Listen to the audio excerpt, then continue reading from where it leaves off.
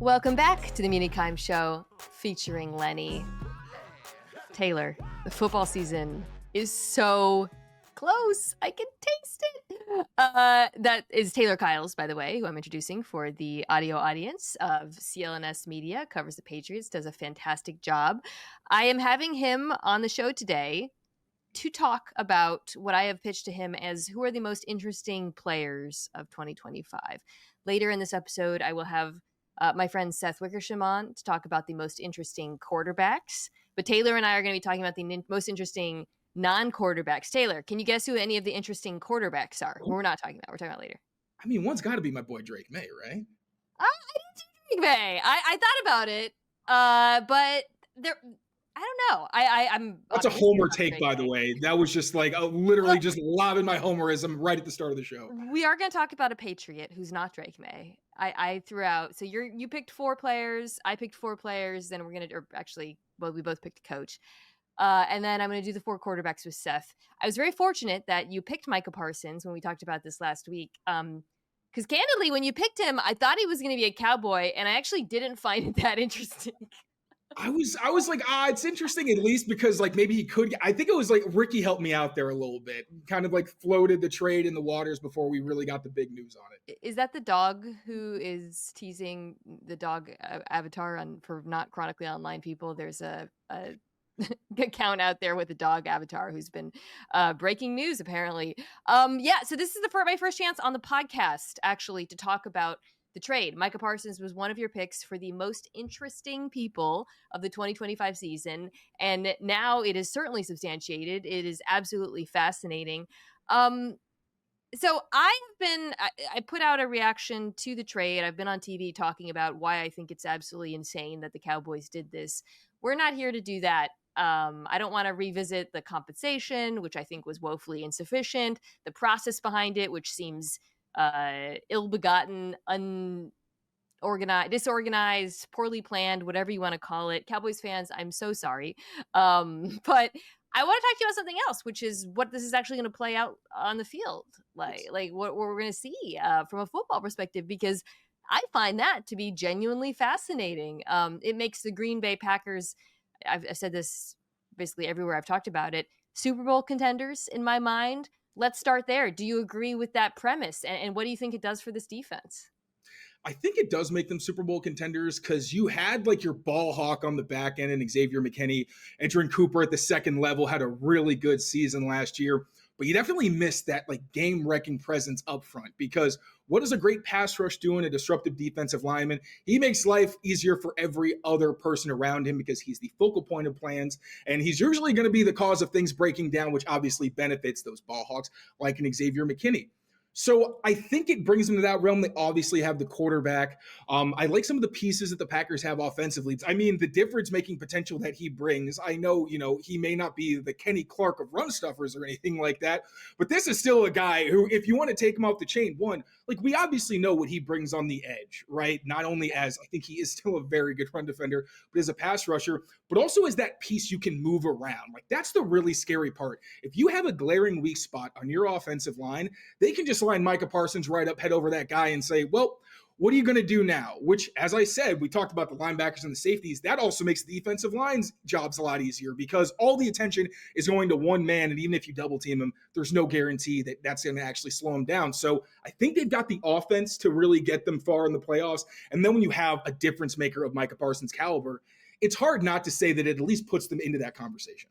That alignment versatility that you alluded to is definitely going to come up on the week 1 preview when they face Detroit. It is the first thing I wrote down when I was thinking about how he's going to be used in that game, which Ben Solak is going to be coming on to preview all the week 1 games on Thursday morning. But yeah, so I put the Packers defense in my top 10 defenses pod, but I did so with some reluctance. And afterwards I was like, I don't know.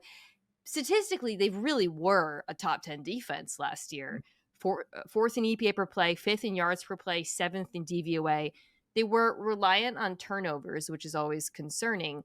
But in the second half of the season, you saw their success rate, which is less about, it's not about explosive plays. It's more about like on a down to bound basis, how good is a defense. They were actually much better in the second half of the season. So they weren't just interception merchants. But I was looking at the unit and I thought, oh, I don't know about this corner group. I still don't know about the cornerback group. And the pass rush was very reliant on kind of tricks for better, I mean, they were not a pass rush that got a lot of pressure, but just lining up for. And that was reflected in the stats.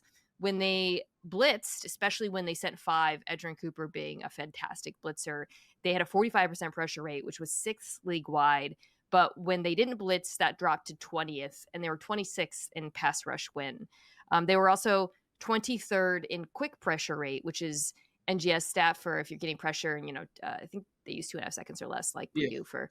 It was first in quick pressure rate, Dallas. Do you know why Dallas was first in quick pressure rate? Because Micah Parsons is lightning in a bottle. I mean, he is, to me, exactly what's been missing in Green Bay, which is speed off the edge, right? They have like these big power guys, Gary, who's good against the run, Van Ness, but you never felt like they had a true burner out there. And they got the best one in the whole dang NFL. So I feel like the cornerback room is still a question mark to me, but this edition, now I not only feel much better about having the Packers defense in the top 10, I think they could be even better than that, because this was already a good, talented young defense. They were just missing like a Micah Parsons shaped player, and then they got the real thing. And then obviously every defense is different, but didn't the Cowboys go from being like one of the better defenses when Micah was on the field? He leaves the field and then it's completely different. So at the bare minimum, you literally see that he can take a defense that without him is not very good, might even be one of the worst in the NFL. You plug him in and you're at least one of the better defenses. And like you said, it just puts the Packers in a position to take another step forward. How do you feel about the run defense allegations? Because that was immediately the spin on this from Dallas. It was like, well, we wanted to get better at Jerry Jones on run defense. And then they go out and they give Deron Bland a million to gigantic contract, which is very funny. He's a good player, but like, it's just, a little silly. Kenny Clark is still a good player, not an elite run defender in my mind. So it's not like they traded for like Vita Vea, you know what I mean? My feeling about it is that I think it's really overblown with Parsons. Like, I've heard people say, yeah, we'll just run at him. Well, yeah, because that's what you would do to any elite pass rusher. Like, you know what I mean? Like, I mean, of course you do that if you're a good rushing team in particular, because you want to take him out of getting after the quarterback. But I don't think it means that he's a bad run defender by any means. Yeah, like you want to physically wear guys down, but really also it's Micah Parsons. Like if you're talking to him, telling him literally to just hold the edge of the entire game, that's also not the best way to use him. He's the kind of guy where you use stunts. You want to maybe blitz your slot or maybe get a linebacker to take care of the edge. And Parsons is someone you want being disruptive, where he's able to pin his ears back and get upfield in terms of run defense. So I don't really, I think to your point as well, the run defense thing is overblown. I think it was kind of a poor excuse to begin with anybody anyway. But if utilized well, I think that Mike is a plus run stopper because he's a very quick processor, obviously has elite get off. And once he's in the backfield, he's a very difficult person to get around. But that's the other thing, by the way, right? Micah Parsons, right? Like yes, I've seen him get got a little bit, but he also has so many TFLs. There's been games where I was thinking about like the Bills maybe a few years ago, as one comes to mind, where he was just living in the backfield, taking down running backs. But as you said, it's going to be incumbent upon Jeff Hafley to put him in the best position to succeed. I'm excited for the trickle down effect on the rest of the defense. Micah Parsons was very slightly behind Myles Garrett, the most double-teamed player in football the last few years, most double-teamed edge. Rashawn Gary is going to get the tastiest matchups. They can push Van Ness inside on pass rush downs. That's going to be interesting too. Like this is Edgerrin Cooper flying around. Like everybody else, just their lives all got easier in this front seven because of the presence of Micah Parsons. And also just what we're going to see from Xavier McKinney. I mentioned him earlier, but the fact that he was able to do what he did with a less effective pass rush, it wasn't bad. Like you said, there was issues getting there quickly. And just, I think of a similar thing with like the Patriots loading up on the defensive line and what that could do for a guy like Christian Gonzalez, just obviously helping out the front part of your defense. But that turnover number is very shaky year to year. It's not a way you necessarily want to live. On paper, you do, but it's a hard thing to do year in and year out. But when you have a presence like Parsons, who also can force fumbles himself, like this isn't just a guy who's making tackles behind the line of scrimmage. He's also somebody who can steal possessions for you. I think that's a pretty significant part of it as well. I'll briefly address the Dallas side just because it was such a major trade and I haven't talked about it. I think it's indefensible, kindly. Like I've seen some spin on it and I'm just not buying. If they were, here, I'll throw this out. It would have made more sense for the Browns to trade Myles Garrett than it does for the Cowboys to trade Micah Parsons. You know what I mean? Because the Browns, like, we know they're a rebuilding team without a quarterback. The Cowboys have a quarterback. They traded for George Pickens. I think their offense is going to be good. I still think that. This makes no sense to me. And by the way, and if you wanted to do it, you could have gotten more. I really believe that. So nothing about this adds up. I still think the offense is going to be interesting, Cowboys fans, if you're like, I'm still optimistic about that. But yeah, I just don't have any words of affirmation for this front office doing it this way. And I genuinely feel for Cowboys fans because this was a competitive team, and now you just cut the legs out from under their defense. It's genuinely unfortunate to see we've all seen the video of the poor kid who found out after school that Micah Parsons got cut. Like, I'm sure that was a lot of people, whether they want to admit it or not. It just was indefensible. And yes. Imagine being in the locker room, right? And like, you're supposed to be, because when you're on a bad, you covered team very closely. When you're in a bad team, right? Like, it sucks, but they weren't supposed to be a bad team. I've seen it, like, maybe they weren't a Super Bowl team, but I mean, come on. All right.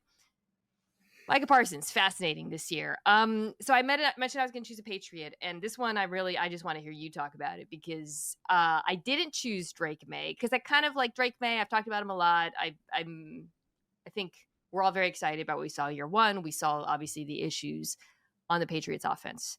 For that reason, I chose Stefon Diggs because I want to ask you this question, and I think this maybe will get at a lot of it.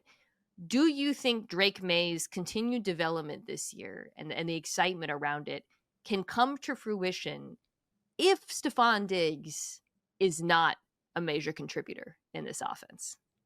I do, and that's because honestly, when I talk about this receiving core, sometimes I end up leaving out Stefon Diggs, and a big part of that is because most of what you've seen from him, like, I mean, it's crazy where he's at right now, considering how recently he tore his ACL. Like, in Minnesota, the dude was cooking the Vikings corners. Like, beat poor Jeff Aguda so bad, I don't know if he knew what state he was in. Like, you see the flashes of prime Diggs, but there's also been some times where he kind of disappears. Like in Minnesota, that second joint practice, I don't think he had a catch in team periods. And you're thinking that this is going to be a guy that Drake May is going to be dialed into, right? You want him to build the chemistry. And in Stefon Diggs' defense, he had like the second most targets or catches from Drake this summer. So it's not like the guy, disappeared or anything like that. But I do feel like he's shown better chemistry in recent weeks with some of their other guys. Like Demario Douglas. Stock up for Demario Douglas. He's in this Josh McDaniels offense where we know exactly how much it features slot receivers, how it uses more short to intermediate threats and really maximizes their potential. Pop has looked excellent. Like no one consistently covers him one-to-one, and I think his understanding of zones come really far. Kayshon Boutte, a guy who, frankly, like he's definitely taken steps each year of his career. I was a little bit hesitant on the chemistry that he has with Drake May as like what I call the sacrificial X, where you're not terrified of him in one-on-one situations, but if you just leave him singled up, very good possession receiver, strong hands, gives you a little something after the catch. And he and Drake May on the fades, the back shoulders are starting to really get something going where I think if he gets those matchups, he'll at least feel comfortable going to them. And then even Mac Hollins, like he missed a lot of time all the spring, a lot of the summer, and him and Drake, like in the honey hole is where Mac Hollins feasts, like in that spot between the deep cover two safety rather, and that underneath corner. Does such a great job settling into that little area. Drake's done a great job hitting him. I feel like there's a trust there because he's got bigger receivers with size. Drake is actually a little bit up and down there, but those guys are the accuracy erasers. And then even Kyle Williams and Efton Chisholm have really impressed as rookies. So Drake's also a quarterback who's not going to like zone in on a guy. Yeah. He even said in a press conference, if Steph's open, I'll throw to him. But it's very clear that his priority is spreading the ball out. So Diggs would be a huge, huge plus, but I'm starting to feel there's more veterans around Drake May where he doesn't have to solely depend on one guy. Yeah, Mac Hollins is kind of a sneaky underrated, player, and you certainly saw that in Buffalo. And I guess so right now, week one, would it be Hollins at X, Douglas in the slot, Diggs at Z with some inside-outside versatility, or where do you think? So Kayshon Boutte is their main X. Oh, Boutte is the X. Okay. Yeah. Stefon Diggs is their top Z, but Mac Hollins is going to get a lot of work because of his blocking ability, and then Pop is the main slot guy. I think the part of the reason why I locked in on Diggs, there's two things. One, I hear everything you're saying, but also, like, I feel like, and you know this, oftentimes, like, the younger players are the ones who, like, flash more during camp, and then push comes to shove, and suddenly, like, the lack of nuance and the route running, or, like, Josh McDaniels' offense is very complicated for receivers, and having a veteran there like Diggs can be a big thing. But I also think May in particular, the things I want to see him get better at, I felt like perhaps Diggs could be an answer to that. Particularly like, just some of the refinement on like the short to intermediate throws, against the blitz, for example, needing a good answer in that regard. And it did feel like he was a good fit for McDaniel's offense. Again, to go back to what it asks out of the wide receivers, all the option routes, being in the right place at the right time. McDaniel's, I think that hopefully he's not just asking the receivers to go out and win. He creates wins for them by creating space, and he's so good at dialing up those man coverage beaters. He was in New England once upon a time, those man coverage beaters. But you're there every day. You're seeing who's playing well. I mean, Douglas is the most talented, I think, so that's not entirely surprising. But I think if you're a Patriots fan, I'd be heartened to hear what you're saying, because a world in which everything is contingent on 32-year-old Stefon Diggs coming off of the major injury is probably not a world you want to live in. Yep, 31, and he will be 32 in November, so it definitely isn't. But the wide receiver core as a group that had a lot of speculation, like any casual fan's probably going to tell you that's one of the worst groups in the league, and they still have plenty to prove. Like they were going up against a secondary that didn't have Christian Gonzalez, often didn't have Carlton Davis, and then in the preseason you're talking about a lot of backups. So can they beat starting competition consistently, especially zone? Like I would be much more worried about the Patriots offense versus zones, specifically disguises, where Drake may have to take this new offense that he's learning from Josh McDaniels with all these post-snap adjustments, and also be able to process what happens when defenses are like, nope, we're not going to play man where you can run if you're uncomfortable, or hit Pop, or hit Diggs, or hit Travion Henderson. We're going to make you play zone, diagnose things, and prove that you can pick us apart. I'm sure they faced like a ton of man coverage last year. I don't have the numbers in front of me. Just defense is not really respecting the receiver group. And I do wonder if that is going to change a little bit and tick down a bit. Also, if May is able to punish that with his legs more by design, right? So you're going to get more favorable looks in that regard. All right. You picked a player who is probably the most interesting player in the NFL. That would be Travis Hunter. So I've been trying to, because he was injured or sort of injured, whatever, during the preseason, we only got like one real look at his utilization, and it was like first team offense, second team, a little bit of defense. I've been trying to like read practice reports to get a feel for what we're going to expect week one. I just read an article by Mike Jones in The Athletic where he talked about like all of the focus, not on the coaching staff, but in the training staff, of making sure he's physically able to do what is being asked of him. Like they were being so deliberate about trying to gauge like his usage and his performance and all of that. What is your feel for this going into week one? Because I'm sure you've been also just trying to get a sense of like what he is actually going to be asked to do. Yeah, so I consulted our buddy JP Acosta of CBS fame, and he mentioned that Travis has really been like he's really been like a 65-35% player favoring offense. Okay. And I don't like that. I'll be honest. I am of the belief that Travis Hunter is the kind of guy who should be playing mostly corner. I think that he has truly, and again, I don't know what the injury situation is, if there's one position that they think is probably just a little bit better for him at this stage. I have no idea. But I love him as a corner. He looks so natural. And corner is a position where I feel like it's very hard to look natural. You're constantly making adjustments, trying to read what another guy's doing while going backwards. The ability to flip his hips like so oily, recognize things. There was one play in the preseason where he's covering a deep route, comes downhill, takes away the quarterback's read, and kind of forces it to go off schedule. I think he's a very special talent there. And I think it's also going to take him a while to become a credible NFL receiver. No disrespect to Travis Hunter, but if we just look at how he was used in Colorado, like they sprinkled him in, like he's getting his routes and everything from the sidelines. And there's so much technique that goes into both positions, but I feel like he looks a little more raw as a wide receiver. And I also think the Jaguars could probably use more help at corner, to be totally honest. So I'm all for, sprinkling him in and making sure he can still develop some comfort on offense. But man, I am just so adamant that Travis Travis Hunter could be such a special corner. And I just don't see the same ceiling for him. Even though he can be great, I just don't see the same ceiling for him on offense. You may feel that way, but that's not what they're doing. I know. Maybe I'm an idiot. Maybe I'm an idiot. No. We talked about this a lot around the draft. I went back and forth a lot, and my colleague Ryan Clark really, he was like, man, he could be like we were just very in on him playing corner. And to your point, like the reps of him playing the corner in the preseason, you saw the movement abilities. I think is just what stands out. But he is going to be the wide receiver too in Jacksonville. I think the bigger mystery is just how much corner he plays, if any, in their week 1 game. Like you're right. They absolutely need him. It's a really weak cornerback group.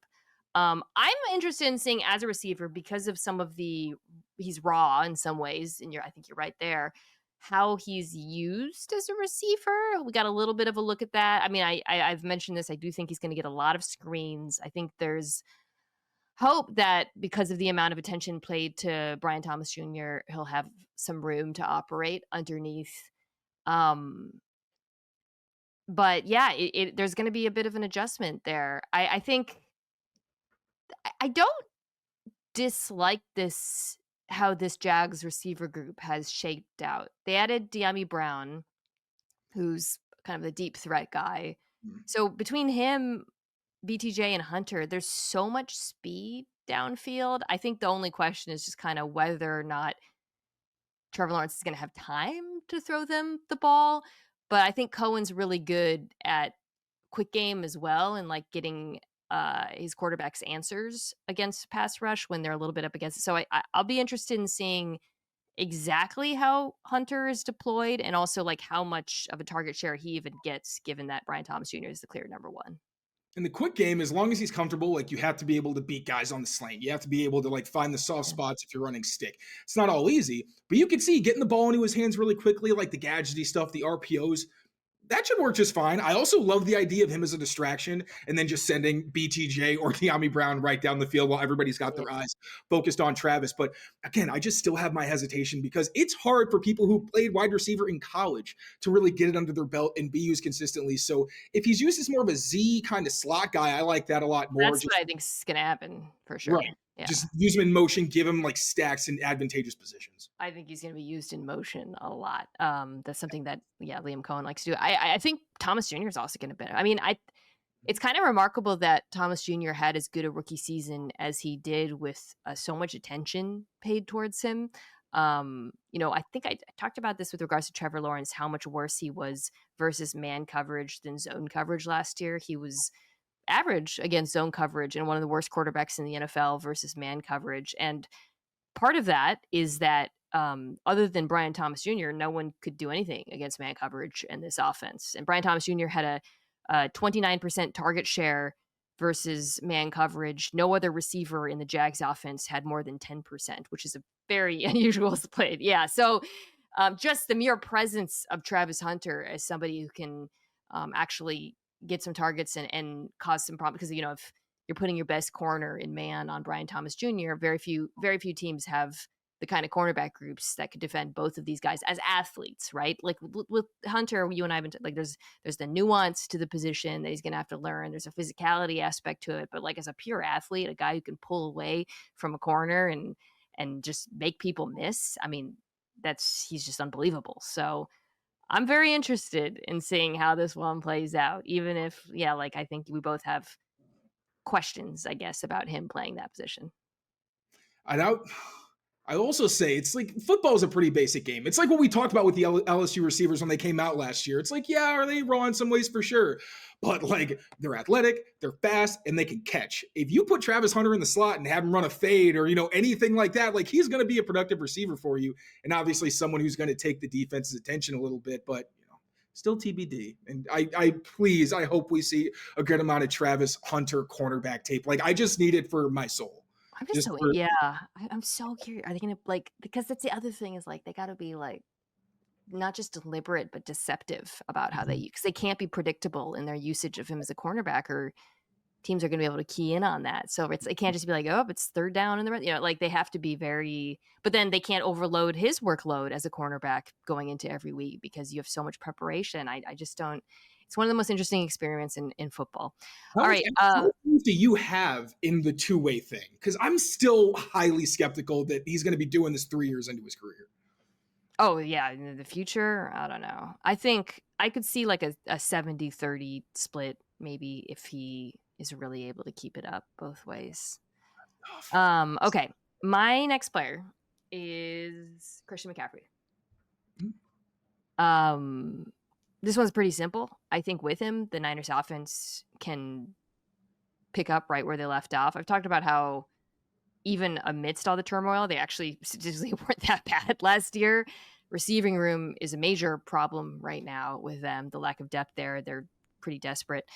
But if McCaffrey's back, I think you can go back to creating a lot of the problems you did in 2023, even without IU. Obviously that was a different situation. But assuming I think Kittle is still as good as he was. The numbers, it's funny to go look at some of the differences between the 2023 and 2024 offenses, and just the Christian McCaffrey effect is so dramatic. And they weren't even bad at running the football. They weren't even bad. They were still a good offense. It's interesting. They still used 21 personnel at the same rate, actually, they did in 2024 because of use check, right? But passing, they went from being the best, obviously, offensive football out of those looks to just good, 0.23 EPA per play to 0.11. They went from being a yak monster to being second lowest in the NFL in the percentage of yards after the catch. And this is just about him as a runner and his impact there. They went from facing single high coverage at the 5th highest rate in football to a below average rate last year, as defenses did not fear them on the ground as much. If he is healthy, and that is, of course, the big question mark, what does he look like? It just makes life so much easier for Brock Purdy and makes life so much more difficult for opposing defenses who have to account for him as a mismatch. But we got to see it, right? Everything they're saying he looks great, but if he looks great, I think this Niners team can actually still be reckoned with, especially with the easy schedule. But if not, kind of feels like the window's closing. I agree. I mean, obviously, a great X receiver is the hardest player to probably cover in football. And we talk about tight ends, the mismatches they present, where everyone wants to go big nickel with these 3 safety packages to try to match their athleticism. It is so hard for a defense to put themselves in a position where a safety or anybody who's at least adequate in coverage is going to be on Christian McCaffrey in those especially man covered situations. And then the explosiveness that he brings, even cornerbacks would have trouble covering a guy like that. So when obviously the rushing and the home run ability, that's where he elevates your ground game. Because the 49ers, the Shanahan offense, we know it can adapt to different running backs. It's not going to necessarily fall off a cliff unless there's this traumatic offensive line injuries and things just simply can't function.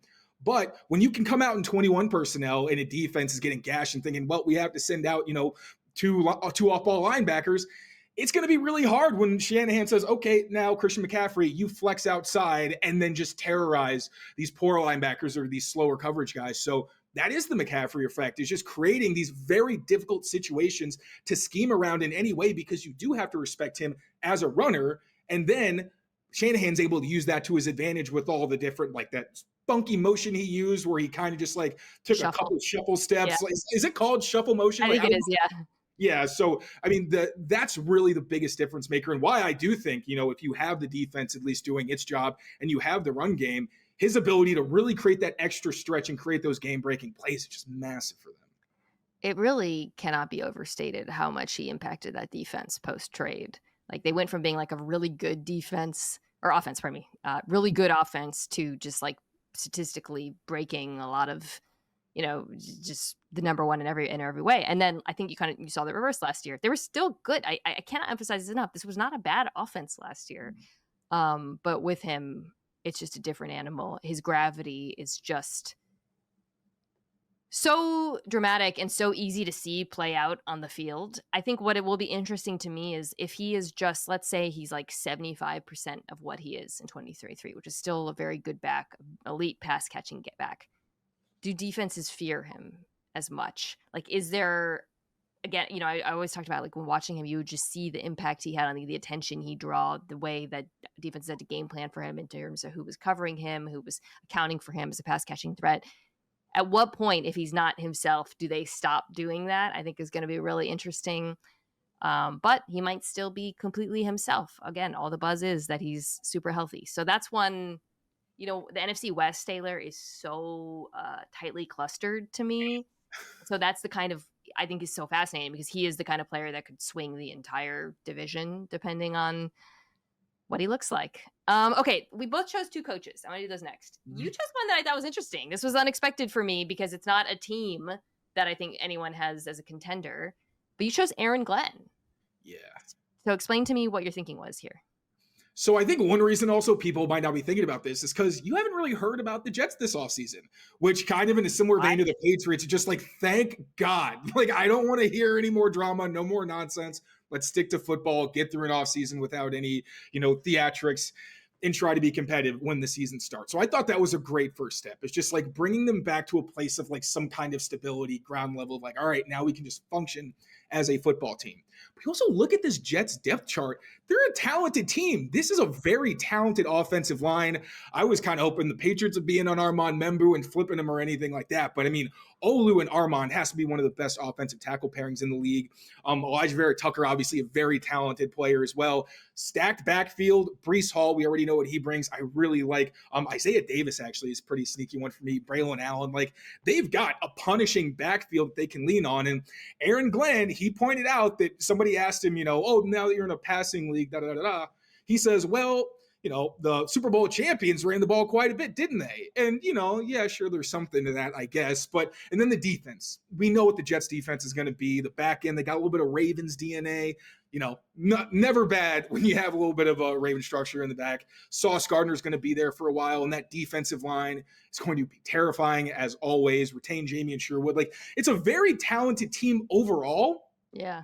But then you get the quarterback and wide receiver outside of Garrett Wilson. And for me, I'm thinking, okay, I can see Aaron Glenn really being the kind of coach who can put a team out there that's going to drag you into the mud.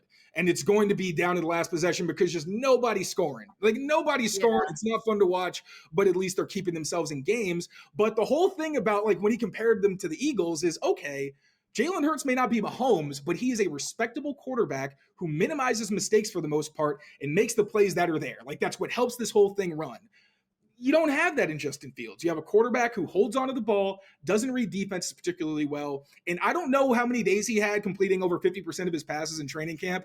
Based on Twitter, it wasn't very many. And if teams just say, all right, we're literally going to get all of our attention over to Garrett Wilson, where does this quarterback, where does he go as someone who's already going to struggle on his own? So it's going to be fascinating to see how far Aaron Glenn can get this team, because I do think like he is a different type of coach in that team. But with no passing game in the modern league, I don't know how far you can actually finish in these games where, yeah, you may have the last possession, but do you want Justin Fields on, as the guy who has the possession last? Respectfully, I do not. It's an interesting team because I think you're right in saying like the bones are there of what could be something good.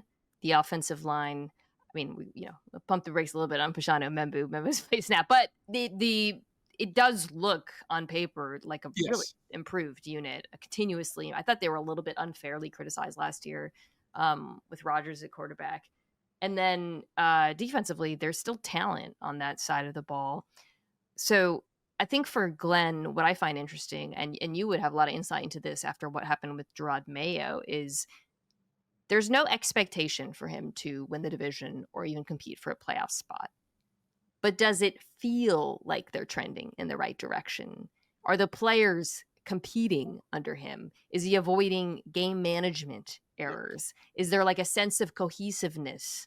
And, he comes from Detroit, where under Dan Campbell, they were bad year one. And then they were still not, like a playoff, but they improved. But there was this sense there early on that things were headed in the right direction and the players were playing hard and the culture was being instilled and they were finding like the future, building blocks of the team. I think for Glenn, like that's the challenge this year. Can it feel like it did? They're better than that Lions team, by the way, early on. They have better players. The bad Lions team before they got better, obviously.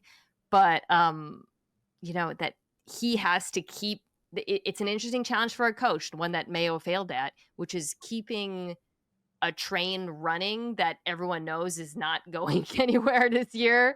It's a unique coaching situation. And also, what happens like when things start to go bad? If they do kind of get off the rails and they lose some games early, like that's the biggest test for a rookie head coach. We're mentioning Gerard Mayo, that's where things really started to fall off and where it started to get worse by the week, where he couldn't really say the things publicly that got people to retain faith. If anything, it created a lot more panic to the point where by the end of the year, it's like, this is not something that can continue to go on. So if Aaron Glenn and his team do struggle early on, can he still retain that buy-in? Is everybody still locked in and saying, yeah, this may be a lost season if it gets to that point, but we're still going to be biting people's kneecaps and doing all that stuff? And then you look at them in week 16 and you're saying, this is still a team that like wants to win games and is playing for their coach. In the situation they're in, are they trending in the right direction? I think so. Do I think they're going to be a playoff team? Probably not, but I think it is significant for a team that has dealt with so much dysfunction and chaos in recent seasons to have a coach where even when things don't go well, there is still significant faith from the roster, front office, and from the fan base that there is something to look forward to. I'm going to be broken record on this with the Jets, but if they want to drag teams to hell, they got to run the ball well. That's it. I bet Justin Fields, I better see you have 10 plus carries a game, my guy. Harrison Phillips acquisition, sneaky interesting for them, by the way, to beef up that defensive line next to Quinn and Williams. All right, my coach is, I think this one's a little bit more obvious because he is probably one of the single most, this is interesting, but I would argue he's one of the most important people in football this year. That's Al Golden, the defensive coordinator of the Cincinnati Bengals. You don't need me to tell you this. Any fan on the street or person sitting at the bar could say the same thing. If this defense is just, I won't even say average.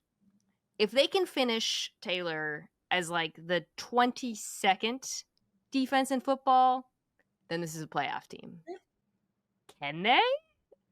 I don't know. He's largely been given the same players that Lou Anarumo had with the addition of Shamar Stewart. Demetrius Knight is playing linebacker for them. Guys were hurt last year in the secondary, so you have guys coming back. I've talked about this, though. It really is just, can he get some of these young players to make fewer mistakes, to play more, fundamentally sound football? The early results in the preseason were obviously pretty scary. I read an article. Paul Dehner does a great job of covering the Bengals for The Athletic, and I was reading about that game, and the Bengals were all saying, well, it was purposely vanilla, and we didn't prepare for like the Washington Commanders run game, and I swear we've been good in practice, and I was like, I mean, guys were just missing tackle. Like, I don't know what to say. Like, I am very skeptical, but this is, Golden's got, I would say, just like one of the more pivot, like what he does is like one of the pivot points of the entire NFL season to me. And also, wasn't the whole issue last year that like things were overly complicated, so the young players were kind of swimming, they didn't know what they were doing? So like, how do you kind of balance that? Do you just get to the point where you just are almost bare bones with this new group, or do you kind of, I wonder what the identity is actually going to look like for this unit in kind of balancing that, because you don't want to overload your young players. You want to let them feel comfortable, maybe build as the season goes. But what exactly does that trajectory look like? And what do you think they're actually going to look like once guys get comfortable, ideally, and they start to kind of establish an identity? Or are we all just kind of, well, they're certainly going to play a lot less man coverage than he did at Notre Dame, because they just don't have the horses back there. I think he is going to have to find ways to create pressure, because outside of Trey Hendrickson, nobody was getting pressure last year. And I think for me, when I look at the depth chart, the back end is where I have the most optimism, perhaps, because, and I've said this before, but there's young players who I think have looked good at points. Dax Hill, players who had some injuries last year. DJ Turner, Cam Taylor-Britt, the cornerbacks. I think there's something there. But I worry a lot about the spine in particular of this group, going from DT to linebacker to safety. And yeah, it's a tall task for him. All right, let's wrap with some players. Okay. You can go first. This was so you chose Terry McLaurin. I don't know if it was before or after he did I his think it deal. was literally minutes before. It might have been like, because it was very soon after. Okay. Do you still find him as interesting now that he is definitely going to be a Washington? I don't think he was ever going to leave. Yeah, I didn't think he was going to. I wasn't sure one deal was actually going to get done. A little less because I thought that was kind of the juicy part of like how exactly is this going to get figured out. But now that we've actually gotten to the point where yes, he's coming back, my big concern is okay, what does that look like? Because he missed the entire Yeah. offseason. And one thing we know, especially from guys like receivers, when you're running a lot, soft tissue injuries, and Terry's going to be 30 this year, those are significant. And those are things that you have to look out for guys who don't participate in training camp or any of these things. And a big part of Terry's game that makes him so scary is his unbelievable juice, both vertically and after the catch. Like the number of times he was able to bail out this offense by just being an outstanding athlete and obviously a very talented and refined receiver, it was pretty significant. And this is a team that has big expectations. Obviously, you got Deebo Samuel, so maybe a better wide receiver too, although I am skeptical over what he brings at this point in his career. Zach Ertz, I know, is their like middle of the field, reliable veteran, all that. They've got an interesting backfield. But still, like this was the Jaden Daniels and Terry McLaurin show. And even with Deebo Samuel, I don't know that he can be the guy if Terry, for whatever reason, has to miss time. So and I also don't think Cliff Kingsbury is the kind of guy that can elevate his players enough to get to the point where all these other guys can really fit optimally. So that's why Terry's interesting for me is I feel like so much of this offense is still going to be on his and Jaden Daniels' back. And as he's getting older, as, again, missing time, I hope that he stays healthy. But, that's a lot to put on a guy in his position, even with this new contract. Yeah, that's a good point. I think that you can't I've said that he can't understate how important he is in this offense for all the reasons that you articulated. The Deebo Samuel acquisition does not work if Terry McLaurin's not on the field, in my opinion, right? Like Jay Daniels last year faced the second most quarters coverage in all of football. Defenses were very clearly wanting to put a roof on this thing with McLaurin. And the entire premise, I think, of Deebo in there, and I think he can be a great quarter speeder, particularly like working the flats, getting yards after the catch, is if there's fear of the deep ball so that he can work underneath, so that he can add to the screen game, so that they can use it. He had the jet sweep in the preseason. Outside of McLaurin, there's no one really on this roster who's proven in terms of like stretching the field and winning over 15 plus yards the way McLaurin did last year. So getting him back was crucial. There's getting him back, and then there's, like you said, seeing what he looks like. He's such a pro. I feel like, he'll be fine. But, he's an older receiver, which was the reason behind the hesitation I think that they had for the contract. Ultimately, it's not that onerous. But, yeah, I think he's pivotal. Like, boy, I don't know. Without him, you could argue he's one of the more important wide receiver ones in the NFL because of the nature of the offense and the way the depth chart looks behind him. Yeah, I mean, I was at joint practice for the Patriots and Commanders when Terry wasn't there. I was more focused on the offense. My colleagues who were focused on the Commanders offense and the Patriots defense were like, yeah, Zach Ertz is giving them some trouble. Deebo made a couple catches, but like there's just no one in this receiving core. And even in the preseason, like they had KJ Osborne as one of their top guys who was rotating with the starters. He's not on the team anymore. So that whole wide receiver depth chart is very scary. And at its full strength, I think this can be a very fun offense to watch once again. But like you said, you take Terry out of this equation, things look very different. And I don't think people are nearly as afraid of trying to keep a cap on things.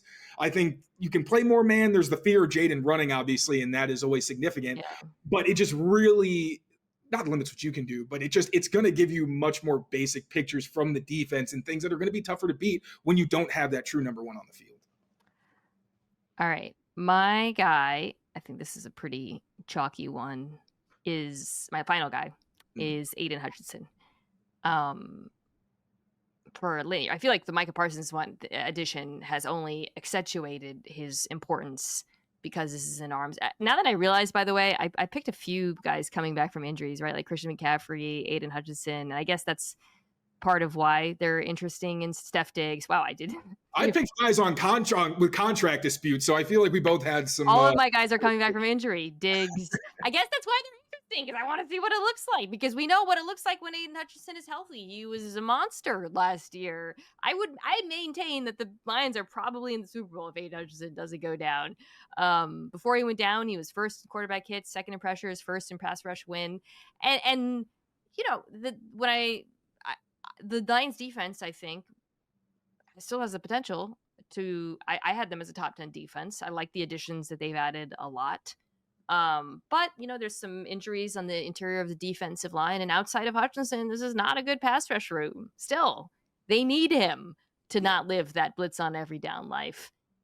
He is back. He is fully back. Fortunately for them, he did get hurt pretty early in the season. He's got to hit the ground running again. I mean, Green Bay, week 1, man. Like this is like, especially I think given what's going on in the NFC North right now. And this is a defensive line that no longer has Terrell Williams, which is pretty sneakily important. This is a guy that Dan Campbell is very fond of, legendary defensive line coach who's very well established and has a long track record of success. Aidan Hutchinson gushed about him and everything he was learning early on in their time together. And when Hutchinson went down, a big thing that people kind of attested to the ability for the Lions to still have success up front was Terrell Williams and being able to the pick stunts that he uses and just maximizing guys using the best ability, putting them in position to succeed, all that good jargon. So I'm upset that we were robbed of a full season of Terrell Williams, who has just mentored so many successful bigger edge rushers, and Aidan Hutchinson. But now, not only, like you said, is it not quite the room that it was last season, but also you have a very important piece that was kind of flying under the radar last season who's no longer there to elevate them, which just puts even more on Hutchinson's plate. How do you regard this Lions defense, by the way? Because I did the rankings. I think I had them 6th or 7th. I can't remember, but I was a little bit higher than some other folks who did defensive rankings. I mean, the Lim McNeil injury concerning, and they lost Onwuzurike. They drafted Tyreek Williams. They really needed to improve their run defense. It was sneakily an issue, but I Jack Campbell's an ascending player. I'm just going, backwards. I think Terrion Arnold's an ascending player. Obviously, Brian Branch is already a star. This is one of the best safety duos in the entire NFL. They added DJ Reed, who's just like this eternally competent veteran. Ennis Rakestraw comes back from injury. Like, they're just like, I feel like they're so talented at every level. Am I overrating them in your mind? I don't think so. Yeah, sorry. No, you're good. Because I think the back end really is impressive. The biggest concern for me is where is all of the pass rush going to come from. So like you said, they got run stoppers like DJ Reader and Tyreek Williams. That could be a lot of fun. I love Tyreek Williams coming out. That's a good duo on the inside, but there's not a lot of speed. They've got a lot of bigger bodies, not a ton of twitchy explosiveness. And I mean, we've seen it. You can build from the back to the front as long as you've got the horses. Really like DJ Reed. He's a good player. They have the players, I think, to be able to minimize any damage. Guys aren't just going to be taking shots necessarily. The quarterbacks might have quite a bit of time to throw, and you can have a talented secondary, but ain't nobody covering for 4 seconds. So if they have to manufacture the pass rush, if it's just Aidan Hutchinson having a career season, whatever it is, they have that potential. I like their linebackers as well. But if there's no pass rush, I just think it's very hard to be one of those premier units if guys are able to get comfortable in the pocket, especially in that division. Yeah, Kelvin Shepard, their new defensive coordinator, very fortunate to have Hutchinson back in the mix, makes his life a lot easier. Taylor, this has been fun. I am joining you on your podcast to talk about one of the Patriots games and their upcoming schedule. Where can folks generally find your work? Yes, you can find me on YouTube over at Patriots Press Pass. That's where I do my show, Patriots Daily. And if you want to see any of my written stuff, if people are still reading these days, you can check out clnsmedia.com. And Mina, thank you so much for having me again. All right, we're going to take a quick break, then come back with Seth Wickersham to talk about some of these quarterbacks. All right, so this episode is going to continue with the most interesting players of 2025, but now we are going to talk about the quarterbacks. And to do that, I am bringing my friend who's kind of becoming the quarterback guy right now because he has this fantastic book about quarterbacks and everything that it takes to become a quarterback. And he talked to unbelievable access in this book. It's called American Kings, a biography of the quarterback. Seth Wickersham, thank you for joining the show. Hey, it's great to see you.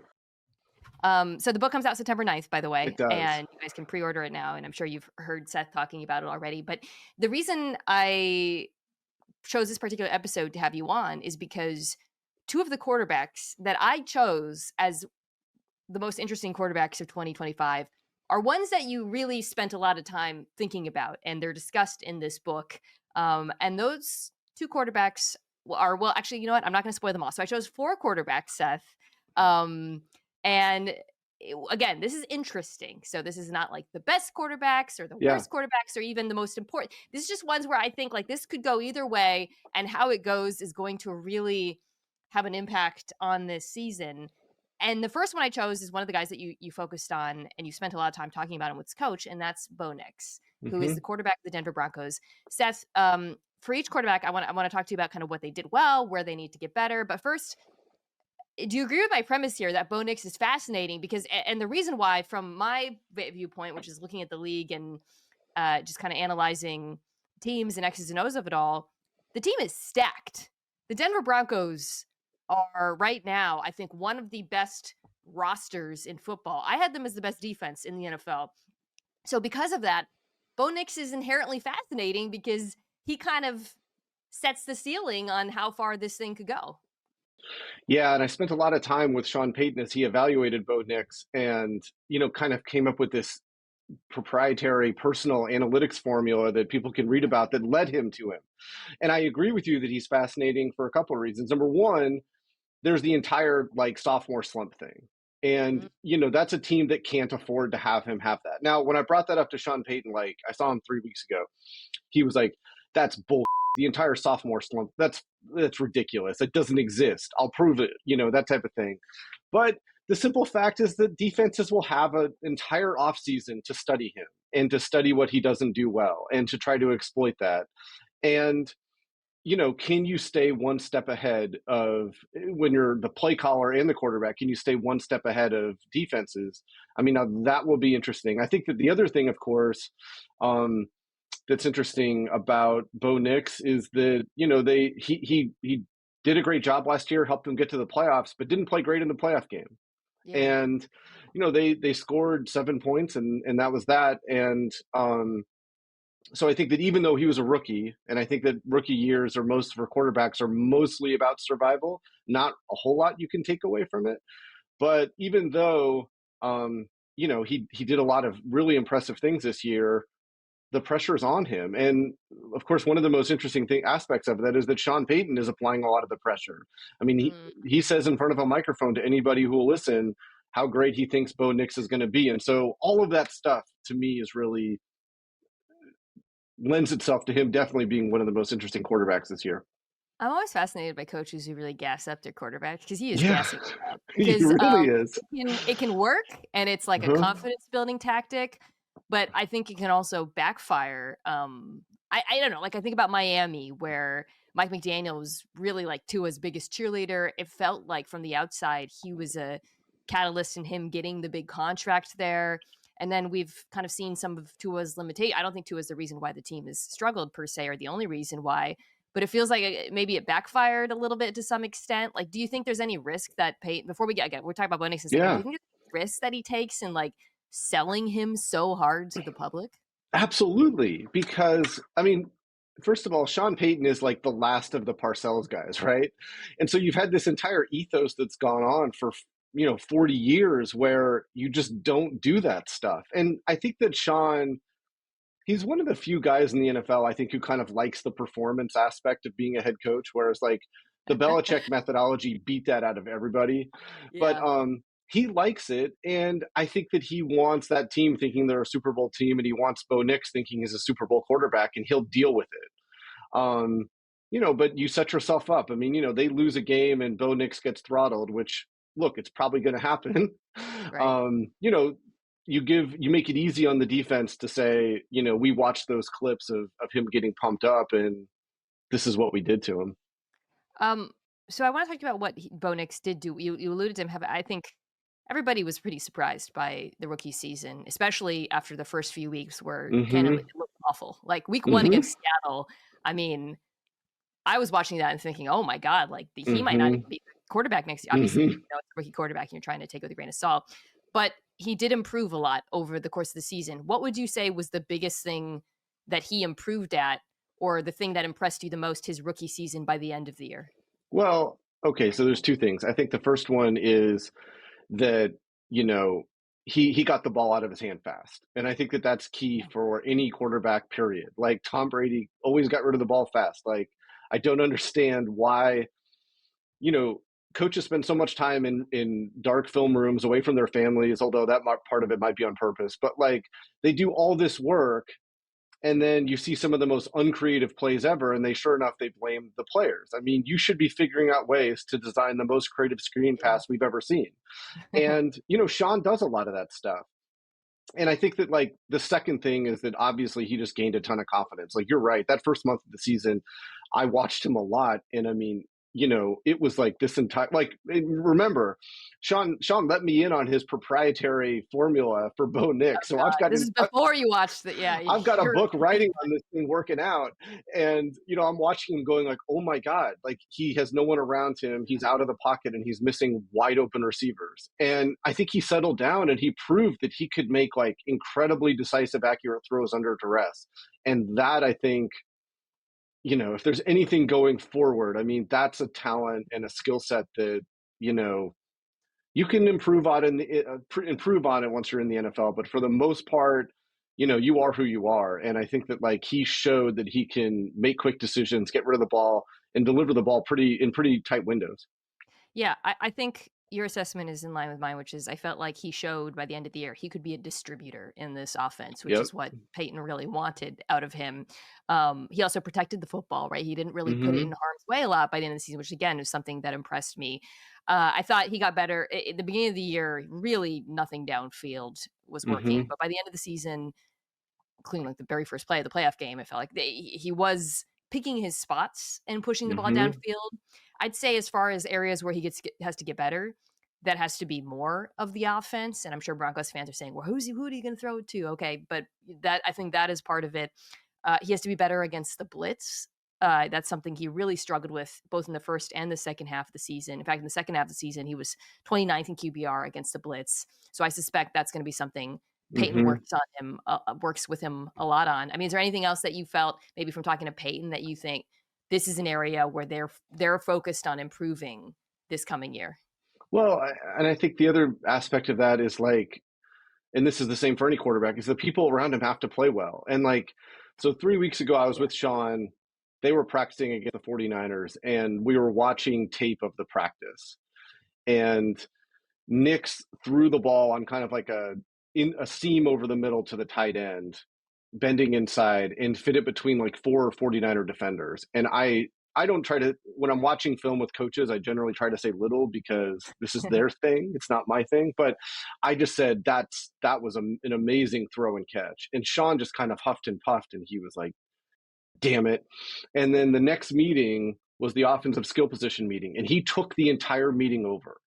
And he spent an hour talking to all of the offensive skill players about route running, because every receiver on that play ran the wrong route. And because of that, the tight end would have probably suffered what would have been a game-ending hit after making that catch. And so I think there's like all of these things that we don't know as football observers that we, once you learn more about like how offenses operate and how these guys scheme, become these invisible things that end up sending huge signals as to like how successful people are. Yeah. Well, they have made some changes. It's mostly the same group, right? But you got Evan Ingram, and they're hoping that the run game will be better. They extended Courtland Sutton, and I thought that was pretty key for them. I'm optimistic about Troy Franklin this coming year. I loved how they used Marvin Mims in the second half of the season. So it's an interesting group of players. But you're right. It's. I guess I want to edit myself a little bit too when I said like the team is stacked. The skill players aren't the greatest in Denver, but the offensive line is incredible and the defense is incredible. So some of it, I think, to your point, is about on the rest of them stepping up as well. I mean, but I think that you're kind of hitting on something, which is like Bo Nix doesn't have to be Patrick Mahomes for this team to be good. Like he just needs to be a little better, right? Like better at throwing on the run, a little bit better at making plays, a little bit better against the blitz, a little bit better at pushing the ball downfield, because I think the floor of this offense has actually proven itself to be pretty high. Yeah. And I also think that, when Sean Payton was a quarterback and he played in the NFL as a replacement player, what he could not do was the multitasking. Like, Mm-hmm. and when he scouted quarterbacks, and especially Breeze, like the thing that blew him away about Breeze was not that he had this great arm. It was just that like that guy could manage everything and do it quickly and efficiently and smartly. And Sean knew that like that right there is a differentiator, and he can coach it even if he couldn't do it. And I think that like that will be interesting because again, you know, the AFC West is a tough division, and there's some really good defenses in that division, and you're getting some really good defensive coaches. And I think that like again, they've had an entire season to study him, and you know, Denver hasn't started the season well, you know, under Sean Payton. Like they rally, but they haven't started the season well. And I think that like getting off to a good start is key, and that means you know, Bo Nix playing well, being in command of the offense, and being able to get him into good plays to exploit these things that he's seeing. Yeah, the sophomore slump thing is another. I'm interested because Peyton really kind of figured out the plays that Knicks executed well. I mean, they were just constantly rolling him out, like, and you feel like defenses are going to key in on some of that. So constantly iterating. The sophomore slump to me is less about like Bo Nix. Oh, they know who he is now, and more like no, they know what they like to run with him. Okay, cool. What's your counter move to that? Right. Okay, next quarterback I want to talk about, I think is fascinating because I think he's kind of like the hardest quarterback to pin down from a ranking perspective in the NFL, and that's Kyler Murray. Feel like nobody agrees on Kyler Murray, Seth. Like, you know, and I think part of the reason no one agrees, and I've talked about this a bit this summer, is the variance is so high with him. The high end is so high, and the low end can look so low. But I think he's interesting because I think the team is finally like rebuilt around him. And also, like, this is kind of put up or shut. Like, his contract, I'm looking at that thing.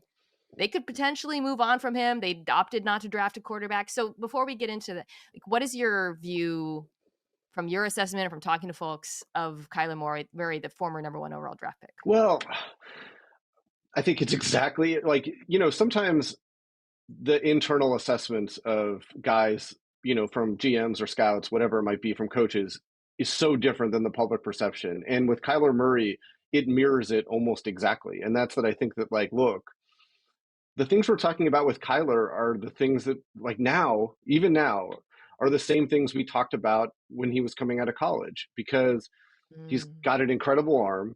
He's got incredible processing speed. And then, you know, you have this physical ability, which is unparalleled, at least since Michael Vick, maybe beyond Michael Vick. You know, leadership, I think he's gotten a lot better. There's probably still some work to do there, you know, in terms of like body language in certain moments. But like, look, he's improved quite a bit. The question is like, is there a ceiling on a quarterback who's that tall? And, you know, I kind of think that my gut tells me that yes, there is. And that if they're going to continue with him, we're kind of in that different range where you have to pay him quite a bit less and, you know, surround him with everybody. Kind of almost a little bit. I don't want to like, it's not quite like this, but a little bit like the Seahawks did with Russell in the early part of his career. Yeah. And there's some similarities in their games, I would say. Mm-hmm. It is, I think you hit on something there, which is it does feel like we've kind of having the same conversations. I mean, he's been in the league now. He was drafted in 2019. So it's been 6 years. And he's 28 and he's, you know, had multiple injuries. So on one hand, I think if you're a Cardinals fan, it's frustrating that maybe he hasn't like taken the leap, but then you see him take the leap in like games. So that's kind of what, and then it all nets out to, I was just kind of pulling a bunch of stats to kind of see he really, you know, he was ninth in QBR last year. Like, if you actually look at the numbers, they're like pretty good. I just think they are. The lows are low. Last year, something that jumped out to me watching him, Seth, was I thought he looked really dynamic and explosive and more comfortable running coming off of the injury. That I feel like that just has to be such a big part of his game. And at times it hasn't been to the extent that maybe it should be. I mean, do you think, I don't know, like other than consistency, do you think there's something that he needs to be better at generally? Well, I wrote about Kyler years ago, and when when he had the Hail Murray, and, you know, at that point, everyone was saying like, look, did we just see something that's going to shift the paradigm in terms of quarterbacking, or did we witness a guy who plateaued right then? And, here we are now still kind of asking the same questions more or less. But like, I talked to, his Madden score was like off the chart. So I talked to the Madden designers, and the mystery of Kyler is how he sees downfield. Like, how do you get him windows? How does he do it? You know how the tall guys do it. How does he do it? And even when they were designing Madden, they didn't know.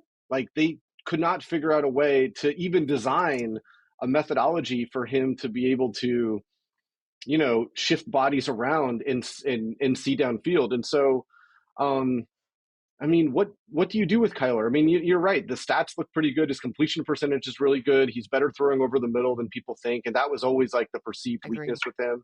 He doesn't turn the ball over a lot.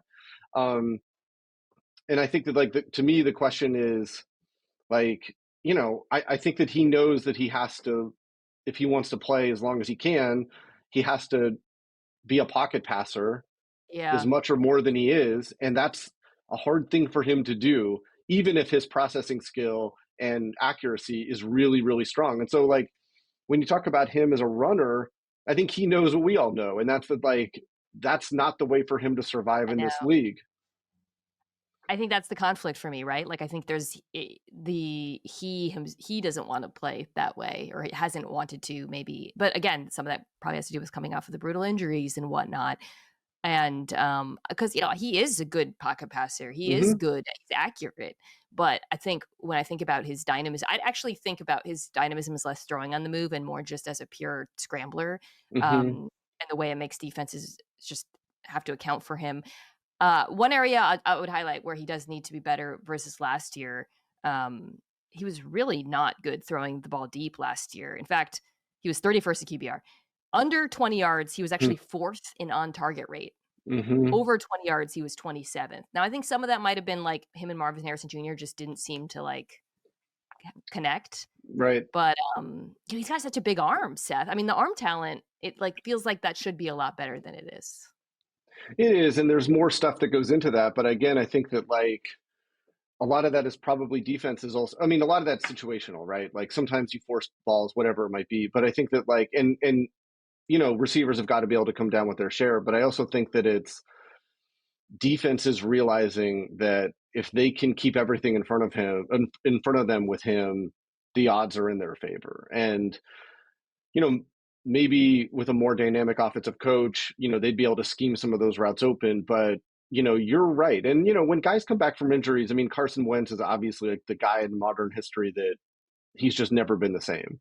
And, we kind of take for granted just because they're out there on the field, maybe they're not quite the same player. And, deep throws are a product of lower body strength. And, maybe something was lost in the process of him recovering. But I mean, I'd expected that, again, these are just impossible to know. I think that he'll get better at that. I think the question with him is just the same one. And that's that, like, are we looking at an incredibly dynamic player who's done what he can do on the professional level? Yeah, it's such a tricky one from a team perspective, because it's like, this is like the eternal question. What do you do with the 14th best quarterback in the league? Right? Like, what do you do with a quarterback who's in that 13 through 23 range? Because you don't want to be, moving on from that quarterback is such a risk. We've seen so many of these young guys come in. Kyler, you remember the Cardinals were awful, and everyone thought they're going to tank for Caleb Williams. Kyler's gone. Then he came back from the injury, and he looked great that year. And also, Caleb Williams struggled his first year. So it's like, it's not a given that moving on from a quarterback in this particular range is going to work out for you. Which brings me to the next quarterback, Caleb Williams. So this guy, you spent so much time with him, around him. There's so much great stuff on him in the book. You published some of it as well.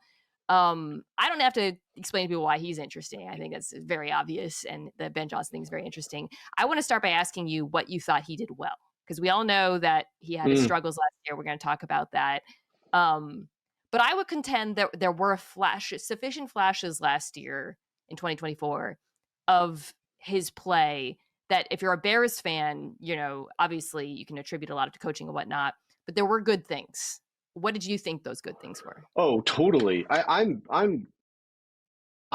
bullish on Caleb, and that's not just because like I kind of like him personally, but like I think that like look, the stuff that came out about Caleb for the most part is about him wondering whether to blow up the draft and to try to have some agency over where he was going to play because of the Bears' horrific record when it comes to developing quarterbacks and just producing good offensive football in general. And he was right and to be worried, and his dad was right to like think that, you know, try to explore every avenue. And I think that like we talk about system quarterbacks like it's a bad thing. Every quarterback is a system quarterback.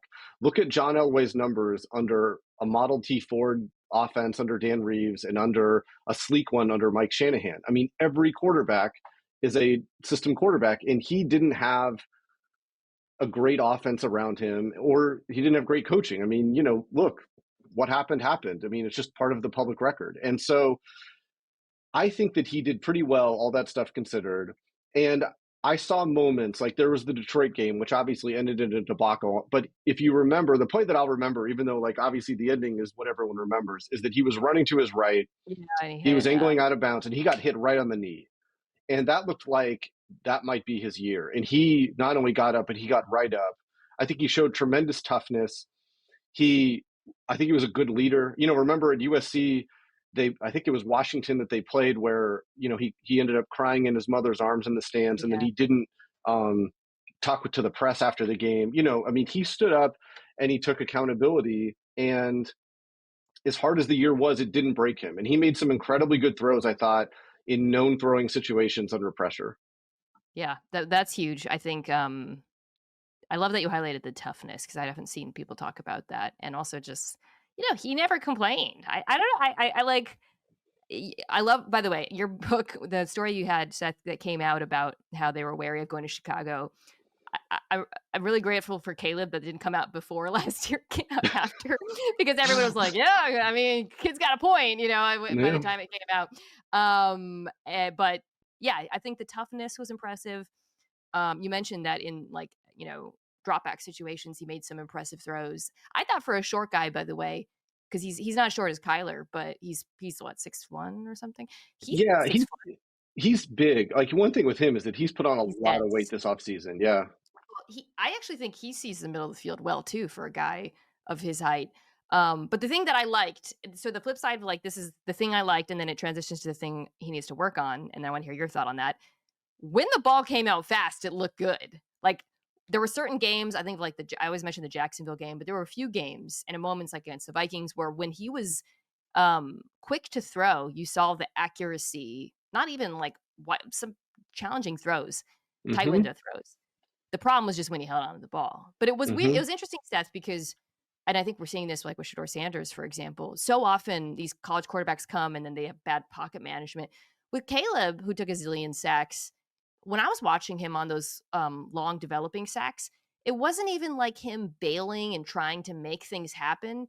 He was just like in the pocket, like there was like a reluctance to pull the trigger in moments that was very odd to me. And I was wondering what your thoughts were on that and just generally all of the sacks that he took. Yeah. Well, I mean, all of that and more. I mean, I think that, look at Bill Belichick. You can find it on YouTube. Look at Belichick's breakdown of him on draft night. And, you know, you see a lot of completions he leaves on the field that are a lot of easy completions. And I think that it's one of the things I get into in the book, but like college football, because we've had some incredibly innovative coaches the past 15 years who have figured out a way to exploit space that doesn't exist in the NFL, have figured out a way to let quarterbacks put up huge numbers and look incredibly impressive in ways that just don't translate to the NFL. And the college game is mostly played outside. And in the NFL, you simply have to play it inside, and you have to do it against linebackers and safeties who are bigger, faster, and stronger and can jump routes a lot quicker. And, you know, I know that the coaching staff last year felt like that Caleb left a lot of completions over the middle on the field. Now, you mentioned if he saw them. I mean, I don't know how many of them he saw he didn't, but like if you're not pulling the trigger and guys are over the middle, that shows, you know, a fear, a resistance, whatever it might be. And I think that like that part of things I really want to see him grow in this next year. And I think that he has a better chance of making that leap because he just has a smarter offensive coach around him. Yeah, I'm sure you've been watching him in the preseason, and there's like a seam ball he hit to, I think it was Komet, not Loveland, where he just ripped it right over the middle of the field. And I saw that, I thought, oh, please let this be the harbinger of something with him.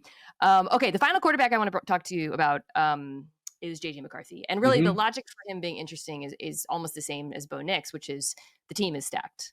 And I think you could argue JJ McCarthy of all of the quarterbacks is the most interesting because it feels like if he is just average to above average, the Vikings are a contender. But he's like a mystery box, Seth, right? Like, so he was a 10th overall pick, but he came in he was on a championship team, didn't have to do that much in college. So I was wondering, so when I say like, what did he do well? We don't know because he hasn't played at all in the NFL. But like, what are your thoughts generally on like the mystery box quarterback? Because this was a run first offense. He very rarely played from behind. He didn't get asked to throw a lot. So there's a lot of questions around him. Well, and he's the one, we know no more about him now than we knew a year ago. Right. And I think that, look, I think that in a lot of ways, like the conversations on Kyler and Caleb are leading us to JJ McCarthy, because when I was doing the book, I sat down with Kevin O'Connell, and obviously Caleb Williams loved Kevin O'Connell in the draft to the point where he really like imagined what it would be like if he could somehow figure out a way to play for him. And you reported that, and I was like, yes, I get it. Having spent time with Kevin O'Connell and also watching his offense. Well, he speaks quarterback, and he was a 4-year starter at San Diego State, stud quarterback in college. He goes to the NFL. He gets drafted by the Patriots. He figures he'll play a year behind Brady, watch him, and then take that expertise elsewhere. And he never got off the ground. And when he would get tryouts with teams, even though he was big, he was strong, he was fast, he was smart, he would try to make that wow throw, that throw that we see from Kyler, the throw that you see from Caleb a lot, those off-platform, like, SportsCenter highlight throws. And it was only when KOC became a coach and he started to think about the position as a coach rather than as a player that he realized that that's like the worst thing you should do. And that he watched all of John Elway's game-winning drives, all of Brady's and Montana's in the Super Bowls, and like what stood out was how mundane they were, that they were just moving the ball and doing the simple thing. And as he told me, it was like no different than spring ball. And so I think that like, given where JJ's coming in, that is the perfect situation for him, because he has an innovative offensive mind who knows how to stay one step ahead of defenses, but also create those opportunities for his quarterback to do what he does best for right now. And you just build upon that.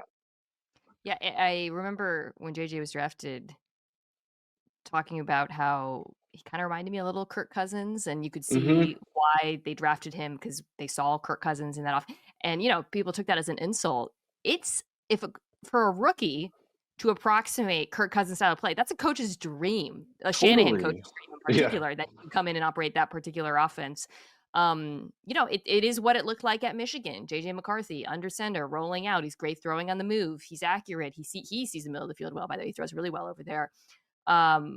So I think like the vision remains the same. And you're right. He doesn't have to be a playmaker. He will, like in big moments, if they make it to the playoffs and all of that. But for this offense to be functional, for this train to stay on time, he just has to execute it.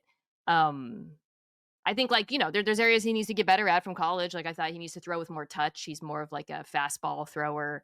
You'd like to see him, I would say, make some throws outside the numbers that he didn't make in college more consistently. But it's very easy for me when I look at this offense to see why they drafted this particular player.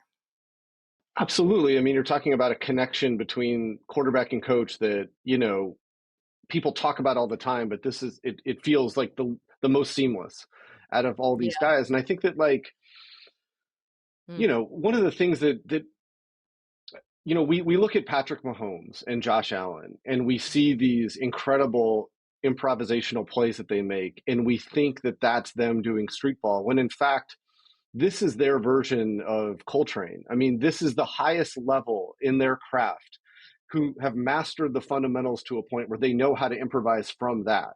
And I think that like there's a big difference between that and what you see with Kyler, sometimes what you see with Caleb, certainly because he's so young, where it is street ball for them. But I think that like getting that mastery down it takes time. And until you're that able to do that, you want to be someone like Bo Nix or someone like JJ McCarthy, and someone who I think Caleb Williams is going to be, which is going to be a distributor and someone who's going to be, running the offense as the coaches call for it right now. And then when those opportunities present themselves, go make those dynamic plays. Because I think that like Caleb, especially, I mean, my God, I mean, they were in tough situations in games and he made some incredible throws under pressure into windows that don't exist for most humans. And I think that like, yeah, building off of stuff like that. And so anyway, going back to JJ McCarthy, I think that like he's in the best situation, a lot like Bo Nix, where, he'll be linked with a guy who can put him in those good situations and take pressure off of him. Totally agree. And obviously they from a roster perspective, really invested in the interior of the offensive line. You look at that and you see exactly what they're trying to do with him from a development standpoint, right? And now they're doing it with Caleb too. I mean, Ben Johnson comes in, they double down on the interior of the offensive line. And I'm sure as an observer and someone who's kind of closely involved, there's got to be a lot of relief around that in the building. Totally. And I mean, when you look at Nix and McCarthy, what makes them interesting to me is that like those teams are in a window. Yeah. And the windows don't last forever, and they're going to be expected to play. They're not young players anymore. Like for all practical purposes, those guys are both veterans, even though JJ hasn't even played. And the interesting thing will be is like how they're able to continue to grow and have those growing pains, which will happen, in keeping the team on track to make the playoffs. All right, I have one more question for you. This is a surprise because I didn't tell you, but it's not about quarterbacks. So we have a new show coming out from Omaha Productions, which makes this podcast. It's on Vice. It's hosted by Kyle Brandt. It's called NFL Classics After Further Review. He's going to watch a classic NFL game with like a super fan. So I'm just looking at this. It's really fun. You have like the 95 NFC Championship with Emmitt Smith and Michael Irvin. So Rams versus Titans with Kurt Warner. Come on. Obviously. So my choice, I want to know what your choice is because you've covered so many games, so many Super Bowls. What would be the one that you would want to rewatch? And maybe you can pick the person, you could pick somebody from in the game. So I'm going to pick one that is a little bit wacky. I'm going to go with the 2014 NFC Championship Packers Seahawks. Mm-hmm. You remember that one? The Seahawks were down 16-0.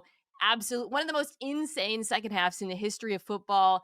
The John Ryan fake, the Brandon Bostic onside kick, the onside kick. And I would watch that. I'd have to find a Packers fan. I don't know, like Lil Wayne or something. Sometimes I just rewatch the fourth quarter when I'm in a bad mood and I need to pick me up. I'll just put it on. It is truly the most unhinged football game of my lifetime. Okay, what would be your choice?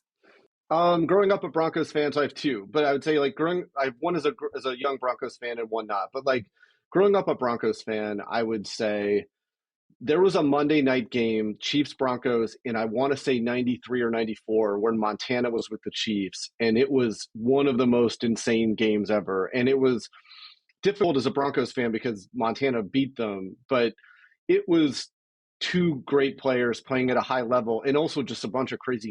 Like there was back-to-back fumbles, if I remember right, by two Hall of Famers, like Shannon Sharp and Marcus Allen. The Broncos scored a touchdown when they had only 10 guys on the field at one point.